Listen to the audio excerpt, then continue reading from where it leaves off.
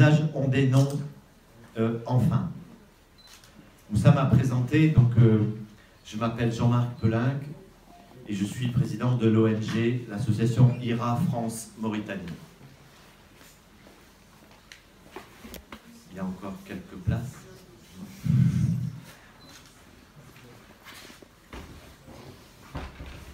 IRA, comme vous le savez tous, initiative pour la résurgence du mouvement aboliste mauritanien.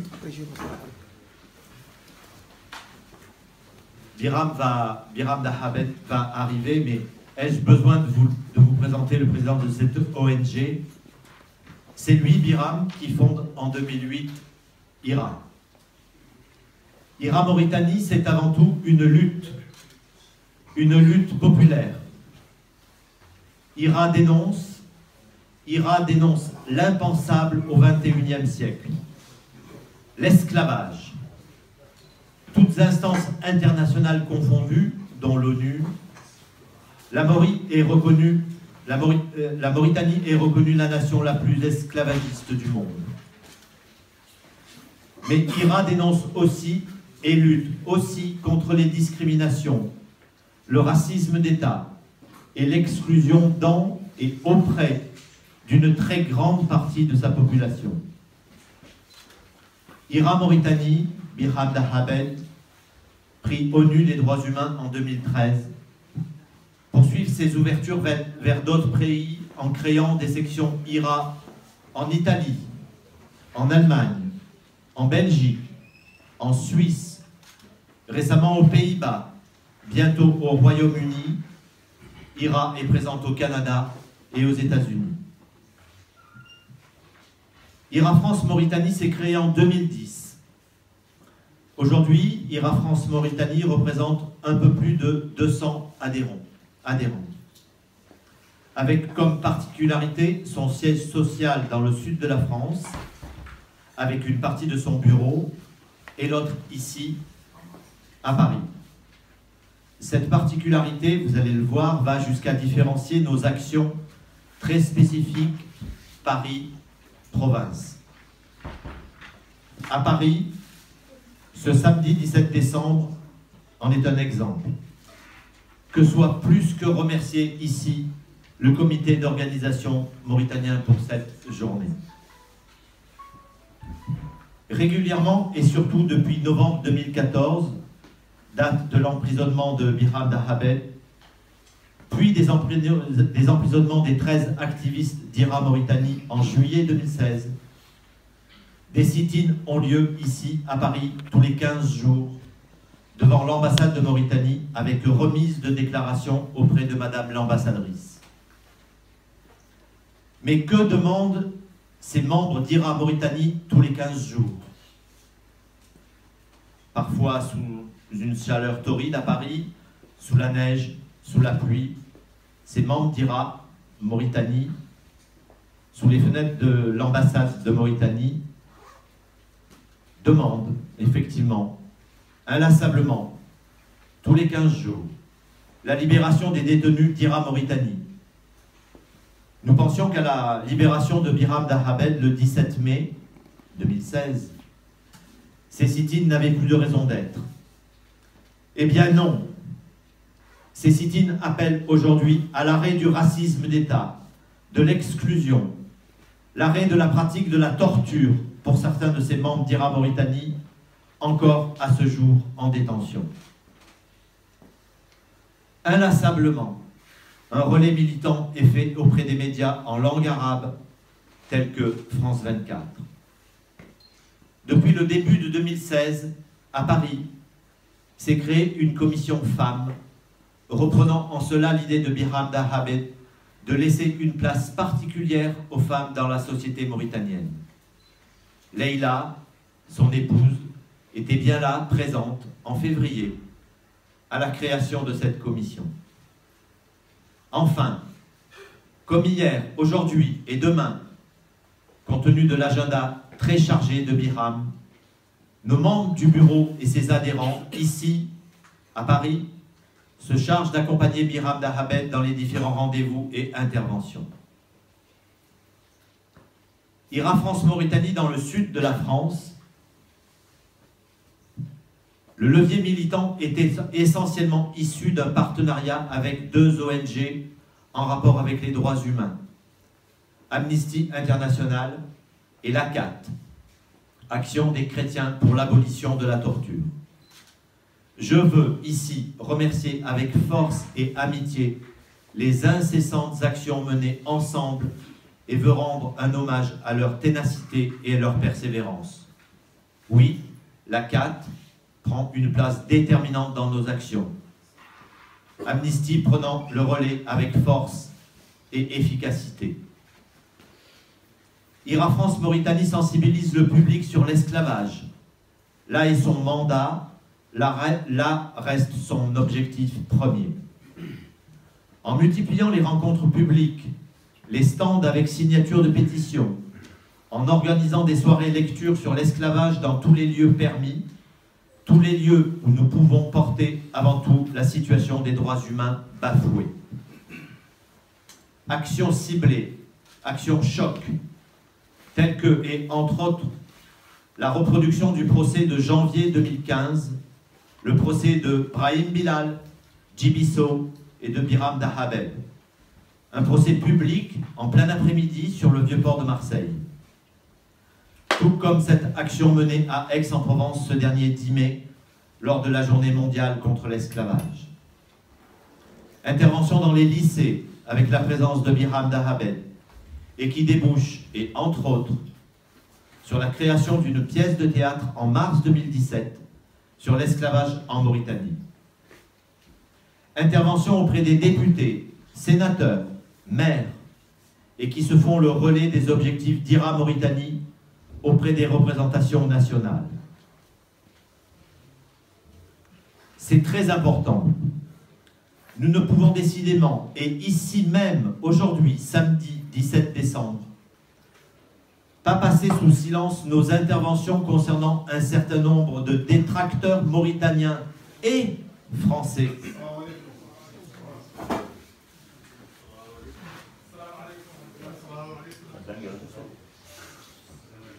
visant à se poser la question de savoir, j'ouvre les guillemets, si l'esclavage relève d'un mythe ou de la réalité en Mauritanie. Consternant, véritablement consternant. À ce titre, nous mettons en place, et nous allons mettre en place, un partenariat IRA France-Mauritanie, fac de droit d'Aix-en-Provence, ciblant les manquements institutionnels de la Mauritanie au regard des droits humains élémentaires en rapport avec le droit international. Autre partenariat dans les mêmes directions, Marie Forêt vient de passer 2 mois en Mauritanie. Elle est là aujourd'hui parmi nous et va nous dire tout à l'heure ce que son séjour a apporté vis-à-vis des objectifs d'IRA. IRA France-Mauritanie agit tout aussi bien sur le terrain mauritanien en soutenant régulièrement les familles des détenus anti-esclavagistes et sur le terrain français en interpellant les médias, les ONG telles que la LDH, la FIDH, l'ACAT, Amnesty et le gouvernement avec par exemple un très récent rendez-vous au ministère des Affaires étrangères, Biram Dahabel étant bien sûr présent à ce rendez-vous déterminant.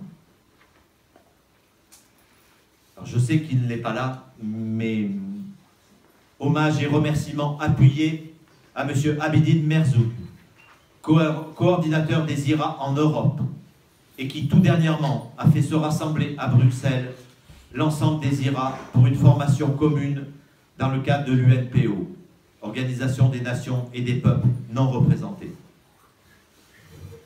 Ces rencontres sont et restent possibles grâce aux différents prix obtenus par Biram Dahabel et IRA Mauritanie. Ces prix dont il est trop long ici d'en énumérer la liste ont en commun de consacrer l'universalité du combat et de la lutte contre l'esclavage, l'exclusion et le racisme d'État en Mauritanie.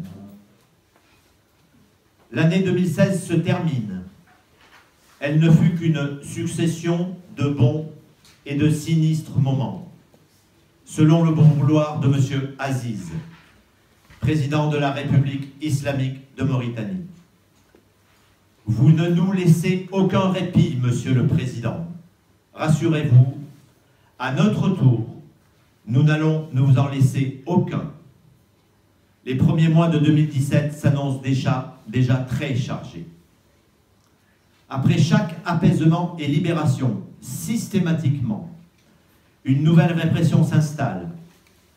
Avec elle, un cortège de violations des droits humains, absence de liberté d'expression, de manifestation, de reconnaissance associative. S'ensuivent maltraitance, torture, procès inéquitables et détention arbitraire. Nous ne nous sentons pas seuls face à toutes ces exactions, puisque récemment, une plainte vient d'être déposée devant la justice française à l'encontre d'un certain nombre d'autorités officielles mauritaniennes concernant la torture via un cabinet d'avocats parisiens reconnus. Nous ne nous sentons pas seuls car tous les jours le mot « résistance » prend du sens. Et j'avais envie, et au nom de tous les adhérents d'IRA France Mauritanie, de reprendre cette devise et de la faire décidément nôtre. Ne rien faire, c'est laisser faire. Je vous remercie. Merci Jean-Marc. Avant de donner la parole à Marie, j'ai juste en fait à vous détailler le programme de cette conférence. Le président Biranda Abed sera parmi nous d'un moment à l'autre, il n'est pas très loin. Donc je souhaite quand même que pour le bon déroulement de la conférence, que les questions se portent sur le sujet. Parce qu'on ne peut pas se permettre de poser des questions qui n'ont aucun rapport avec le thème et le sujet, pour quand même apporter une valeur ajoutée par rapport à la problématique du jour. Donc on essaiera de donner un temps de parole très large au public. Donc vous pouvez déjà préparer vos questions. Le président Biranda Abed répondra à toutes les questions qui seront posées, notamment sur la question. Et je donne la parole à Marie, qui vient de faire un séjour en Mauritanie. Il y aura beaucoup de choses à nous raconter aussi. Je vous remercie.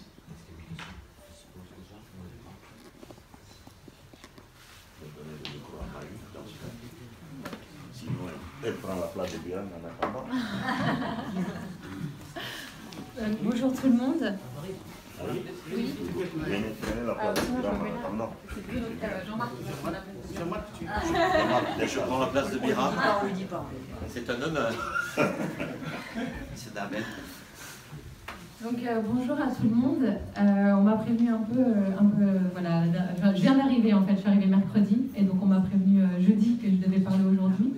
Donc voilà, je vais essayer d'être claire sur mon séjour en Mauritanie. Donc tout d'abord, c'était dans le cadre du prix Tulipe que a reçu IRA France pour financer une enquête indépendante sur la question de l'esclavage en Mauritanie.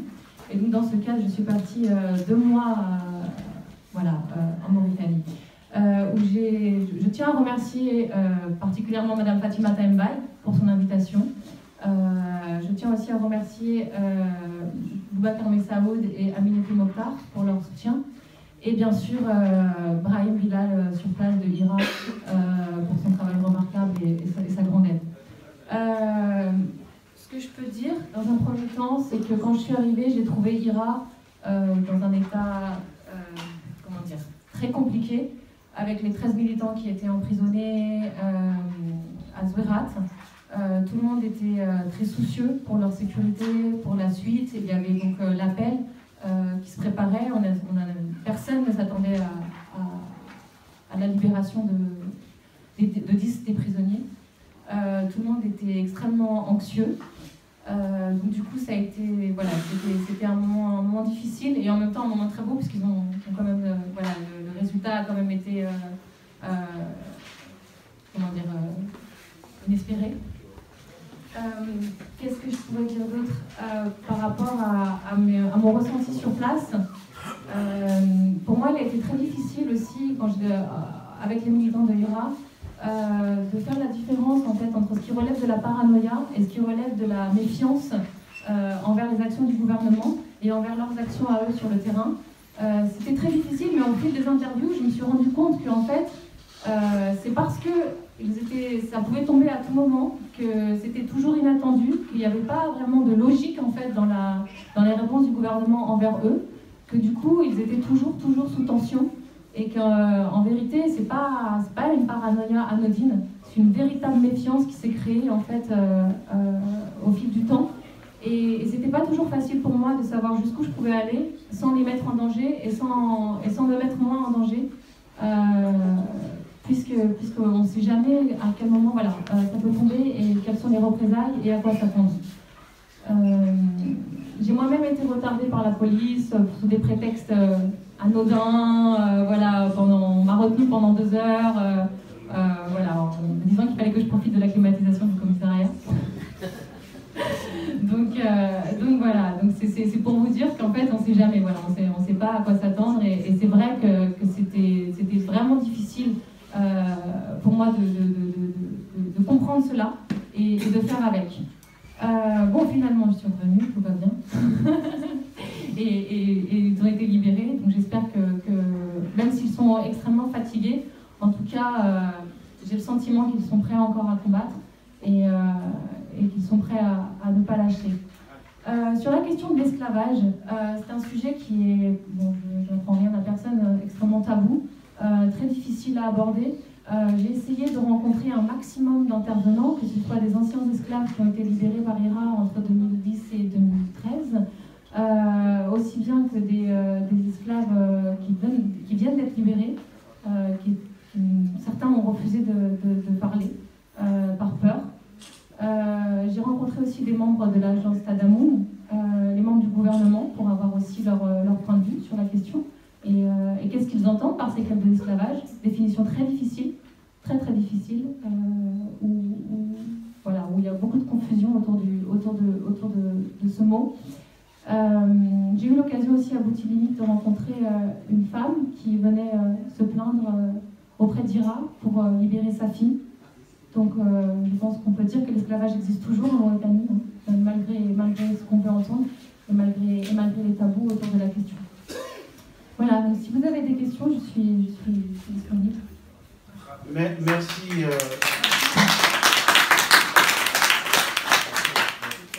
Merci Marie pour ce témoignage.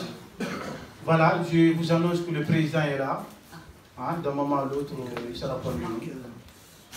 Voilà.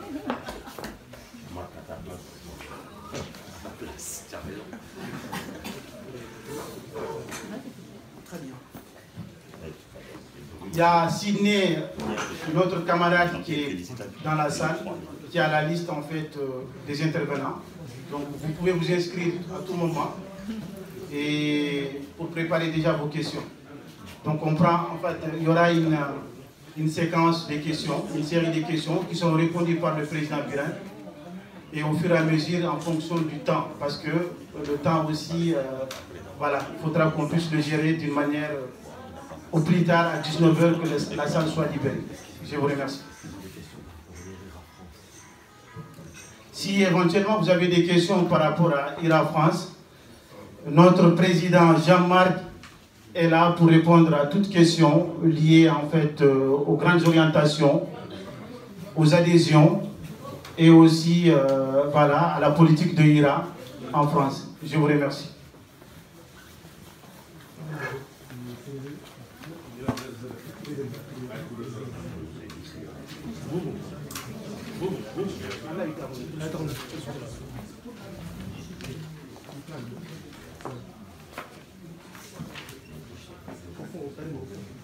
Non, attends. C'est quoi ça? Non,